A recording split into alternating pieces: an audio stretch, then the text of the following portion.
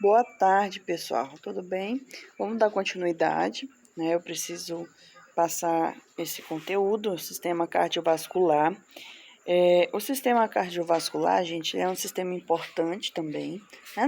Os outros não deixam de ser importante, mas para vocês que serão futuros técnicos de radiologia, vocês precisam ter conhecimento aqui, né, principalmente sobre o sistema esquelético e um pouco mais sobre o sistema cardiovascular, quando a gente fala principalmente em administração de contraste, tá, gente? Os contrastes, eles são algumas substâncias químicas que são administradas no paciente e ele vai com o objetivo de auxiliar no exame. E aí ele pode, claro, ter várias vias, tá? Ele pode ser via oral, normalmente eles podem ser também administrados via endovenosa. Então vocês precisam conhecer esse sistema para vocês entenderem como é que esse exame pode ajudar ali. O sistema cardiovascular, ele é formado, tá, por essas estruturas aqui. Então, o coração como o principal órgão propulsor, ou seja, ele contrai ejetando sangue, né, para dentro dos vasos. E nós temos também o sistema vascular, composto pelas artérias, arteríolas capilares e veias, e o sangue, né, que é a parte líquida do sistema cardiovascular. O sistema cardiovascular, ele vem com a função de nutrição e oxigenação. Então, o sangue, né, que é um dos componentes do sistema, ele vem com a finalidade de transportar os gases, que é o oxigênio, né, para nutrir os nossos tecidos, e o CO2, que é o gás carbônico, para ser eliminado, porque o gás carbônico ele é produzido pelo nosso corpo, tá? Então, nós produzimos através do metabolismo celular e aí a gente joga para fora quando a gente faz o processo de expiração.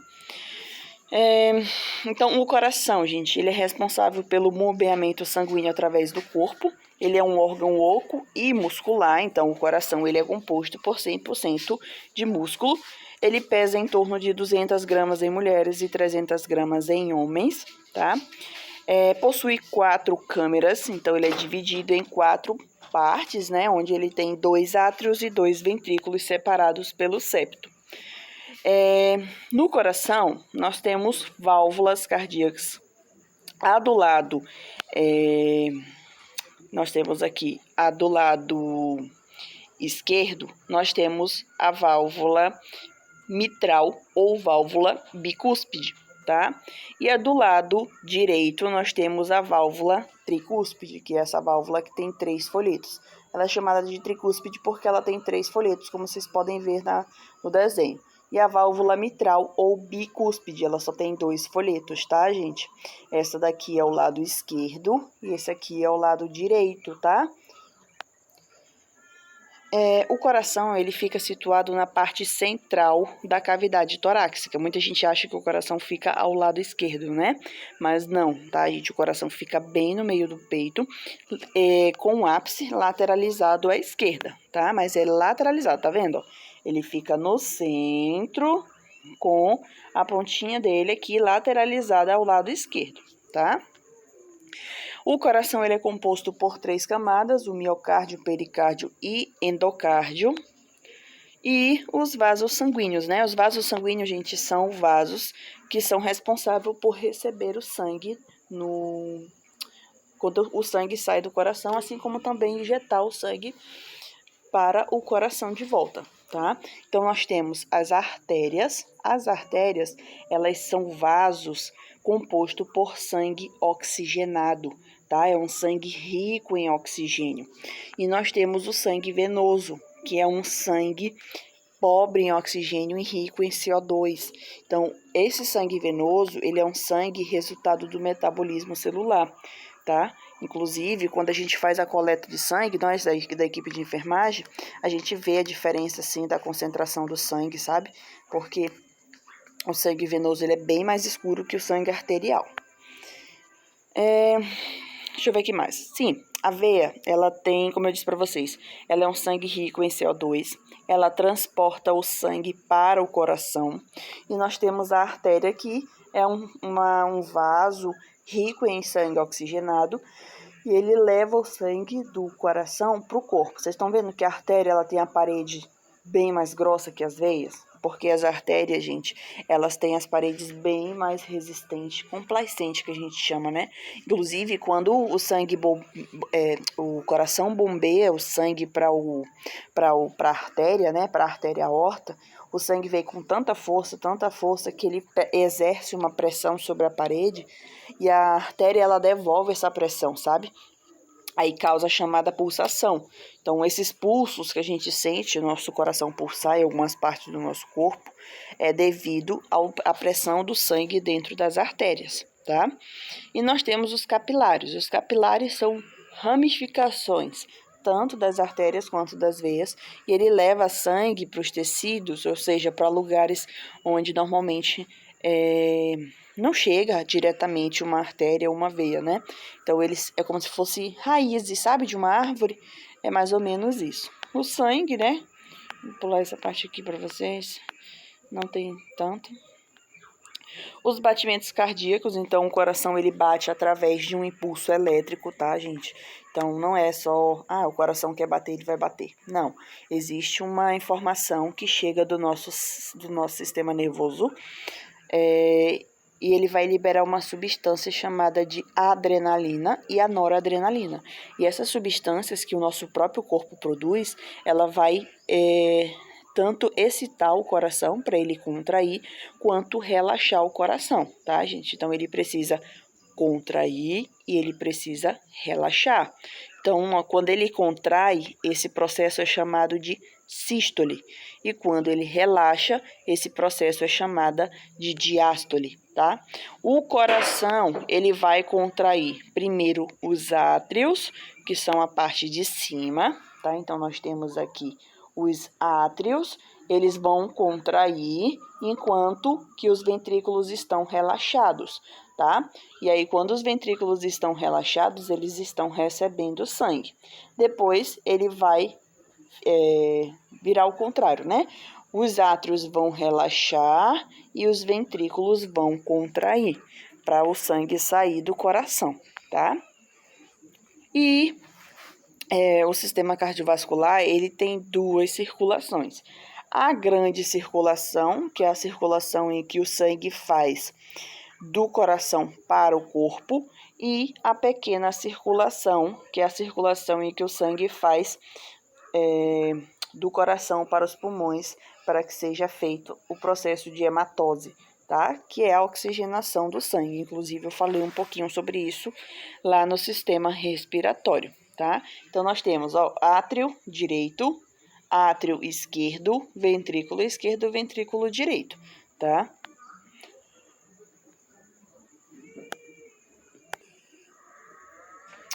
Falar um pouquinho para vocês também sobre o sistema urinário, tá, gente? O sistema urinário, ele é um sistema, quando a gente fala sobre ele, é bem pequenininho, tá? Então, nós temos 2 rins, normalmente, 2 ureteres, uma bexiga e uma uretra, tá? E esse sistema, eles vão atuar de maneira conjunta, garantindo a filtração do sangue e a produção e eliminação da urina, tá? Então, o sistema urinário, ele tem duas funções: filtrar o sangue para tirar as impurezas e produzir e eliminar o xixi, que é a urina, tá, gente? Então, a urina, ela é uma excreção do corpo, assim como o cocô, assim como as lágrimas, assim como o suor, assim como o leite materno, todas essas secreções e excreções, elas são substâncias produzidas pelo nosso corpo, tá? E a gente acaba eliminando ali. Então, os rins, ele tem a função principal dele, tá, gente? Filtrar e produzir a urina. Ele tem mais ou menos 10 centímetros de comprimento, pesa em torno de 120 a 280 gramas e ele tem um formato de feijão. Ele tem o córtex, tá? O córtex, que é essa partezinha aqui de cima, e a medula renal, onde fica localizado os glomérulos, os néfrons, perdão, que é a estrutura funcional. Então, é nos néfrons que ocorre a chamada filtração do sangue e a produção da urina, tá? Nós temos os ureteres. Os ureteres, eles são como se fosse uns caninhos, né? Vou falar assim um pouquinho mais vulgar para vocês entenderem. Uns caninhos onde o xixi sai dos rins, ele vai passar pelos ureteres para chegar na bexiga. Os ureteres, a única função dele é tirar a urina dos rins, passar, né, a urina dos rins para a bexiga, tá? E normalmente, nós temos dois. Em média, os ureteres, eles têm em torno de 25 a 30 centímetros de comprimento e de 4 a 5 milímetros de diâmetro, ou seja, de largura, né, falando um pouquinho mais vulgar. Então, os ureteres, eles realmente são mais longos, tá? A bexiga. Gente, a bexiga, a função dela é bem simples, né? A bexiga, ela tem a função de armazenar o xixi temporariamente. Então, o xixi é produzido pelos rins, ele chega na bexiga através dos ureteres e ele fica lá até acumular uma quantidade suficiente para gerar um estímulo, onde a gente vai ter a sensação, a urgência em urinar, tá? Então, a bexiga, ela é também composto por um músculo chamado de músculo liso, e aí quando nós chegamos à sua capacidade, ele vai emitir um sinal para o cérebro, e o cérebro vai mandar um sinal para ela contrair e o xixi sair, tá? É por isso que nós conseguimos ter controle da bexiga. A uretra. A uretra, ela é uma estrutura onde ela vai participar da eliminação da urina para o meio externo, ou seja, a gente vai jogar o xixi da bexiga para fora. Então, nós temos algumas particularidades em relação à uretra, por quê? Por conta do pênis, né? No caso do homem. Então, gente, o homem, a uretra masculina, ela é bem maior do que a feminina. Professora, por que ela é maior? Por conta do comprimento do pênis. A mulher não tem pênis. Então, a uretra da mulher é menor, tá? Então, a uretra da mulher, ela fica em torno de 4 a 5 centímetros de comprimento. E já no homem, ele tem em torno de 20 centímetros e, como vocês podem ver, né, ela pode ser dividida em 3 porções. A prostática, que é a parte em que passa pela próstata, a membranosa, né, e a cavernosa ou peniana, que é a que já chega dentro do corpo do pênis, tá? E, como eu disse para vocês, as mulheres, ela tem um comprimento em relação à sua uretra muito menor em relação aos homens, tá? Por conta de ela não ter a presença de um pênis, tá? Aqui é um processo resumido de como acontece a formação da urina e tudo mais. Aqui são os vasos sanguíneos entrando dentro de uma cápsula glomerular, né, que é lá dos rins. Aí ele vai acontecer a filtração, depois ele reabsorve umas coisas importantes que não poderiam ter saído, e depois ele vai voltar os resíduos para ser excretado, tá? É bem detalhado, coisas que vocês assim não precisam ter tanto detalhado, só vocês precisam conhecer as estruturas, tá, gente? É importante vocês conhecerem a anatomia, tá? O sistema nervoso. O sistema nervoso, ele é um sistema muito complexo, tá, gente? Porque quando a gente fala em mente, onde a gente fala em comando, é uma coisa bem complexa realmente. É claro que eu vou falar para vocês o básico, né, que vocês precisam saber.